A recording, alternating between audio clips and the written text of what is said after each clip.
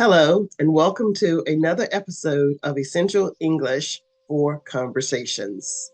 I'm Dr. Priscilla, a native English speaker, and I live in the United States. Caught between a rock and a hard place is a phrase that is considered a common English idiom. This simply means being stuck between two difficult choices. If you found yourself in a narrow canyon with a boulder on one side and a hard wall on the other, and you can't go forward and you can't go back, this is a challenging situation. That's exactly how it feels to be caught between a rock and a hard place.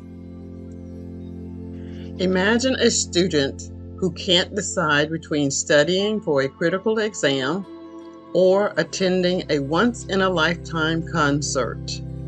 Or perhaps a manager who must choose between cutting costs or risking employee morale.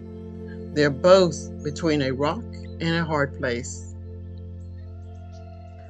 This idiom is a great tool to express a difficult situation in conversations and writings.